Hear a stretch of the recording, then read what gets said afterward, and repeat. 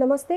జగన్‌కి, షర్మిలకి ఈ ఈ మధ్య 2, 3 రోజులుగా ఒక కోల్డ్ వార్ జరుగుతుందని చెప్పుకోవచ్చు. ఎందుకంటే ఆల్రెడీ తను బాణాలు సంధించింది జగన్ పైన.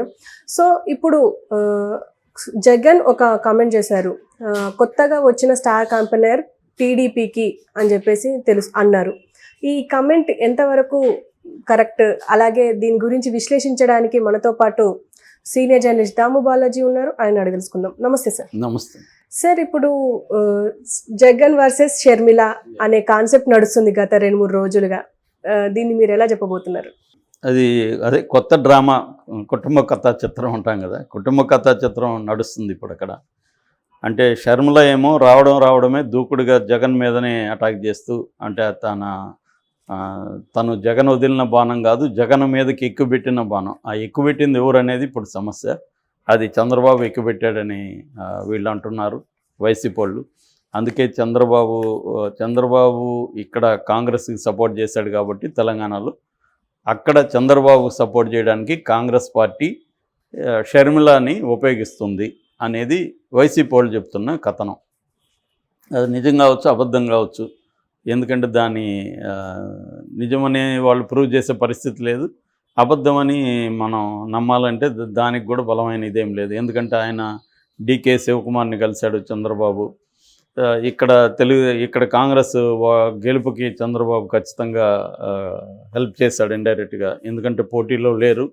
ప్లస్ తెలుగుదేశం శ్రేణులు కానీ ఇక్కడున్న సీమాంధ్రులు కానీ, అంటే తెలుగుదేశాన్ని సపోర్ట్ చేసే సీమాంధ్రులంతా కూడా కాంగ్రెస్కే ఓటేయమని వాళ్ళ గ్రూపులంతా కూడా మెసేజ్లు పెట్టుకున్నారు. నాతో కూడా కొంతమంది మేము జీవితాంతం కాంగ్రెస్కి ఓటేయలేదు కానీ ఈసారి కాంగ్రెస్కే వేద్దాం అనుకుంటున్నాం అని చెప్పిన వాళ్ళు ఉన్నారు. సో ఆ రకంగా హైదరాబాద్ చుట్టుపక్కల అది పనిచేయలేదు కానీ ఖమ్మం, నల్గొండ, నిజామాబాద్, బోధన్ ఇలాంటి ఏరియాల్లో కొంతవరకు పనిచేస్తుంది. సో ఆ రకంగా ఉన్నప్పుడు కాంగ్రెస్ హెల్ప్ అడిగే అవకాశం ఉంది. నేను మీకు ఇక్కడ హెల్ప్ చేశాను కదా, మీరు నాకు అక్కడ చేయండి అని చంద్రబాబు అడగడం తప్పేం లేదు. ఇక్కడ రాజకీయాల్లో ఏంటంటే ఇప్పుడు అసలు విలువల గురించి మాట్లాడడం ఫస్ట్ వేస్ట్. రాజకీయాల్లో విలువలు అనేవి ఏం లేవు. గెలుపు, ఓటమి ఈ రెండే ఉంటాయి. గెలుపు కోసం ఏమైనా చేస్తారు. ఇంతకుముందు ఏంటంటే గాంధీయన్ మెథడ్లో లక్ష్యం మంచిగా ఉండాలి, లక్ష్యాన్ని చేరుకునే మార్గం కూడా మంచిగా ఉండాలి. అంటే మీన్స్ అండ్ ఎండ్ అంటాం. ఎండ్ బాగుండాలి, మీన్స్ బాగుండాలి అనేది గాంధీ అన్న ఇది. కమ్యూనిస్టులు లాంటి వాళ్ళు ఏంటంటే ఎండ్ మంచిగా ఉంటే చాలు, మీన్స్ ఎలాగ ఉన్నా పర్వాలేదు.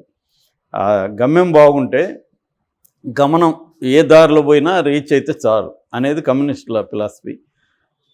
ఇప్పుడున్న రాజకీయాల ఫిలాసఫీ అంటే గమ్యము బాగుండాల్సిన అవసరం లేదు, గమనము బాగుండాల్సిన అవసరం లేదు. మనకి ఉపయోగకరమైన లక్ష్యం ఏదైనా పర్వాలేదు, ఆ లక్ష్యాన్ని చేరుకునే దానికి ఎలాగైనా చేరుకోవచ్చు అనేది. అంటే మీన్స్ ఎండ్ రెండింటిని కూడా కరప్ట్ చేసేసారు ఇవాల్టి రాజకీయాలు. దీనికి ఎవరూ అతీతులు కాదు. సో ఆ రకంగా చూసుకున్నప్పుడు చంద్రబాబు ఈమెని దించడం చేయాలనుకున్నప్పుడు ఖచ్చితంగా చేస్తాడు. ఆయన చేయకూడదని ఏం లేదు కదా, రూల్ ఏం లేదు.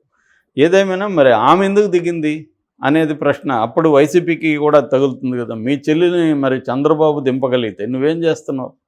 నీ బలహీనతే కదా అది. మీ చెల్లిని నువ్వు మన ఫ్రెండ్ను, మన ఫ్యామిలీను శత్రువు ఉపయోగించుకుంటున్నాడంటే మనం బలహీనంగా ఉన్నట్టు, మనం తప్పు చేసినట్టే కదా.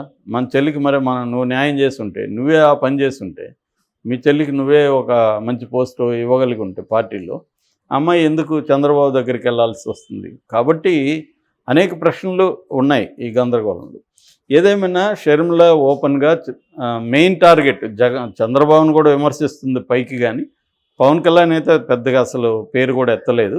చంద్రబాబుని 1-2 సందర్భాల్లో ఊరికే అట్లా విమర్శిస్తుంది, కానీ ఫోకస్ అంతా మాత్రం జగన్ మీదే ఉంది. అదైతే క్లియర్, దాన్ని దాచిపెట్టలేరు కదా, ఓపెన్గా ఉంది. నిన్న ఆయన ఇంకా పెంచుతుంది డోసు కూడా. ఎస్వి సుబ్బారెడ్డి ఆమెను విమర్శిస్తే ఎస్వి సుబ్బారెడ్డి మీద కూడా అటాక్ చేసింది.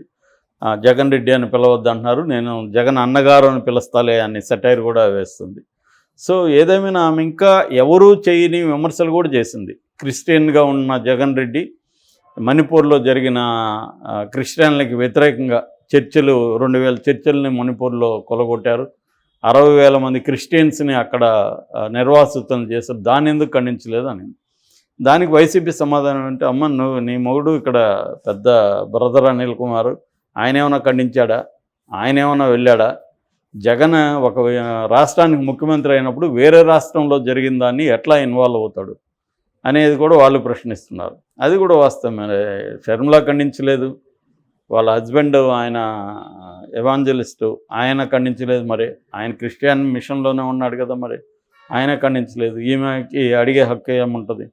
సో ఇలాగా ఏమైందంటే ఆమె జగన్కి ఉండే ఓటు బ్యాంకు మీదనే ఫోకస్ చేస్తున్నట్టు కనబడుతుంది ఇప్పటివరకు మనం చూస్తే. అంటే జగన్కి క్రిస్టియన్ ఓట్ బ్యాంక్ స్ట్రాంగ్గా ఉంది, దళిత ఓట్ బ్యాంక్ స్ట్రాంగ్గా ఉంది. దాని మీద ఏం ఫోకస్ చేసి ఎవరు ఇప్పటివరకు చంద్రబాబు కానీ పవన్ కళ్యాణ్ కూడా ఈ విమర్శ చేయలేదు జగన్ మీద. మణిపూర్లో నువ్వు ఎందుకు ఖండించలేదని అడగలేదు. ఎందుకంటే వాళ్ళు కూడా ఖండించలేదు. అది ఆ రాష్ట్రంలో జరుగుతుంది కాబట్టి మనకెందుకు అన్నట్టుగా వీళ్ళు ఉండిపోయారు. సో ఈ కాంటెక్స్ట్లో ఈమె జగన్ ఓటు బ్యాంక్ మీద ఫోకస్ చేస్తుంది. ఆ రకంగా జగన్ ఓటు బ్యాంక్ దెబ్బతింటే నష్టం వైసీపీకే కాబట్టి వైసీపీ వాళ్ళు ఎక్కువ రియాక్ట్ అవుతున్నారు. ఇటు తెలుగుదేశం వాళ్ళు ఈమెను ఇంకా ఫోకసే చేస్తున్నారు. ఈ మాట్లాడిన ప్రతి మాటని హైలైట్ చేసి మీడియా చర్చలు పెడుతున్నారు, హైలైట్ చేస్తున్నారు. క్లియర్గా ఈమె తెలుగుదేశం జనసేన కూటమికి ఉపయోగపడుతుందన్న వాతావరణం అయితే కలిగిస్తూ ఉంది ఓవరాల్గా. సో ఈ కాంటెక్స్ట్లో జగన్ ఏం మాట్లాడతాడు అనేది అందరూ అనుకున్నప్పుడు జగన్ నిన్న ఉరవకొండలో వైఎస్ఆర్ ఆసరా డబ్బులు విమెన్కి వేస్తున్న కాంటెక్స్లో ఆయన మాట్లాడాడు. ఆయన చాలా విషయాలు చెప్పాడు. అందులో ప్రధానంగా ఏంటంటే పక్క రాష్ట్రంలో ఉంటారు వీళ్ళు, పక్క రాష్ట్రంలో శాశ్వత సభ్యత్వం ఉంటుంది, ఈ రాష్ట్రంలో అసలు ఎక్కడ కనబడరు, అక్కడ కూర్చుంటారు, అప్పుడప్పుడు వస్తారు, వచ్చి ఈ రాష్ట్రానికి సంబంధించిన విమర్శలు చేసేసి పోతుంటారు. చంద్రబాబు ఎప్పుడు కూడా ప్రజలకు మేలు చేయలేదు, మోసాలే చేశాడు. అయినా ఆయనకి స్టార్ క్యాంపెయినర్లు ఎక్కువ ఉన్నాడు. హైదరాబాద్లో ఉండే దత్తపుత్రుడు ఆయనకి స్టార్ క్యాంపెయినరే, ఆయన వదిన స్టార్ క్యాంపెయినరే, ఇప్పుడు కొత్తగా ఒక స్టార్ క్యాంపెయినర్ వచ్చారు. రాష్ట్రాన్ని అడ్డగోలుగా విభజించిన పార్టీలో చేరి చంద్రబాబుకి స్టార్ క్యాంపెయినర్గా పనిచేస్తున్నాడని ఇండైరెక్ట్గా ఆమె పేరు చెప్పకుండా చెప్పాడు. సో ఆయన చెప్పదలుచుకుంది ఏంటంటే చంద్రబాబుకి అన్ని పార్టీల్లో కూడా స్టార్ క్యాంపెయినర్లు, అందుకనే పసుపు కమలాలని కూడా అన్నాడు. అంటే బీజేపీలో కూడా చంద్రబాబు మనుషులు ఉన్నారు, ఇటు జనసేనలో ఉన్న పవన్ కళ్యాణ్ చంద్రబాబు మనిషి, ఇటు కాంగ్రెస్లో ఉన్న కొత్తగా చేరిన షర్మిల కూడా చంద్రబాబు మనిషి. ఇది essence of the Jagan's speech అన్నమాట. అంటే క్లియర్గా షర్మిల చంద్రబాబుకు ఉపయోగపడుతుందన్న యాంగిల్ని వైసీపీ బలంగా తీసుకొచ్చింది. అట్లాగే ఇంకా సాక్షులు కూడా నిన్న పెద్ద ఆర్టికల్ వచ్చింది. ఆయన శ్రీనివాసరావు గారిని, కొమ్మినేని శ్రీనివాస్ ఆయన రాశారు. అదేంటంటే వలస పక్షి అని రాశారు. మరొక వలస పక్షి వచ్చింది. ఆయన సెన్స్ కూడా అదే, వలస పక్షి అంటే తెలంగాణ నుంచి ఇక్కడికి వచ్చింది. ఆయన అనేక ప్రశ్నలు లేవనెత్తారు. ఇది జనంలో కూడా ఈ ప్రశ్నలు ఉన్నాయి షర్మిలకు సంబంధించి. మొన్నటి వరకు నువ్వేమో తెలంగాణ కోసం నా ప్రాణాలు ఇస్తాను, ఊపిరి వరకు ఇక్కడ ఉంటానని చెప్పావు, తెలంగాణ కోసం ఆంధ్రతో ఫైట్ చేస్తానని చెప్పావు. ఇప్పుడు సడన్గా తెలంగాణ ప్రజలు పక్కన పెట్టేసి తెలంగాణ ప్రజలను మోసగించినట్టే కదా ఆ రకంగా. ఇప్పుడు మళ్ళీ ఆంధ్ర ప్రజలను మోసగించడానికి వచ్చావు. మొన్నటి వరకేమో కాంగ్రెస్ పార్టీ వైఎస్ఆర్ అని ఒక దొంగగా చేర్చింది, ఆ కాంగ్రెస్ పార్టీ మీద వైఎస్ఆర్ ఉంటే ఉమ్మేసేవాడు అని మాట్లాడి కాంగ్రెస్ పార్టీకి ఇక్కడ ఒక దొంగ నాయకత్వం ఇస్తూ ఉన్నాడని రేవంత్ రెడ్డిని అని, ఇప్పుడు నువ్వు అదే కాంగ్రెస్ పార్టీ తరఫున ఎలా వచ్చావు?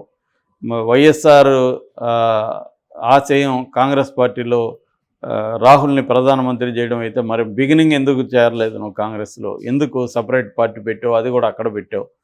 కాంగ్రెస్లో కదా నువ్వు అట్లాంటప్పుడు పనిచేసి ఉండాలి. ఇలాంటి రకరకాల ప్రశ్నలు ఆమెకి ఎదురవుతున్నాయి. బట్ ఆమె దానికి ఏదో సమాధానాలు చెప్పుకుంటూ వెళ్తోంది.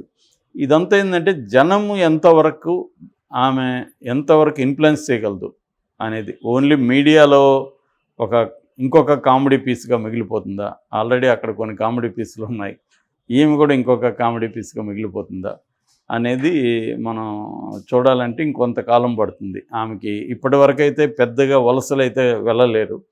దానికి కూడా కారణాలు ఉన్నాయి. దానికి కారణాలు ఏంటంటే ఇంకా వైసీపీలో దుంపుడు కల్లం ఆశ ఉంది, మళ్ళీ రీసర్వే అంటున్నారు. ఈ రీసర్వే వల్ల ఏమన్నా మనకేమన్నా ఇస్తారేమో. ఎందుకంటే కాంగ్రెస్లో పోతే కాంగ్రెస్ ఎవరికి కూడా ఉపయోగపడదు. నేను ఇప్పుడు ఒక ఎమ్మెల్యేగా కాంగ్రెస్లో జాయిన్ అయితే కాంగ్రెస్ నాకేం ఉపయోగపడదు. అంటే కాంగ్రెస్కి ఇమేజ్ లేదు, ఈమెకేమి సపరేట్గా ఇమేజ్ ఏమి లేదు, ఈమె వల్ల 10 ఓట్లు వస్తాయని గ్యారంటీ లేదు. కాంగ్రెస్కి ఆల్రెడీ 2019లో 100 కంటే తక్కువ ఓట్లు వచ్చాయి. ఇప్పుడు కొత్తగా కాంగ్రెస్ మీద అక్కడ ప్రేమ పెరగడానికి కాంగ్రెస్ చేసింది ఏముంటుంది? ఏమీ లేదు కదా. ఇప్పుడు హఠాత్తుగా ఇంకా 3 నెలల ఎలక్షన్లప్పుడు ఆమె వచ్చింది. ఇప్పుడు ఏమి హామీలు ఇస్తుంది ఆమె? లేదు. పోనీ సెంట్రల్లో కాంగ్రెస్ వస్తుందని ఎవరికైనా హోప్ ఉందా? వస్తుందేమో, మనకి ప్రత్యేక హోదా ఇస్తారు, స్టీల్ ఫ్యాక్టరీ అమ్మరు, రైల్వే జోన్ వస్తుంది, రాజధాని వస్తుంది, పోలవరం వస్తుంది, ఇవన్నీ నమ్మాలంటే కాంగ్రెస్ సెంట్రల్లో వస్తుందని నమ్మాలి. అది కూడా లేదు కదా. కాబట్టి ఏ రకంగానూ షర్మిల ఇంపాక్ట్ పెద్దగా ఉండే అవకాశం లేదు ఇప్పటి నుంచే. అందుకని వీళ్ళు కూడా గట్టిగా అటాక్ చేస్తున్నారు. ఈ క్రమంలో జగన్ కూడా స్టార్ట్ చేశాడు. ఏదేమైనా ఇది అన్నా చెల్లెళ్ళ పోరాటంగా ఒక కొత్త పొలిటికల్ ఫ్యామిలీ ఎపిసోడ్గా మనం వర్ణించుకోవచ్చు. Okay sir. Okay, thank you.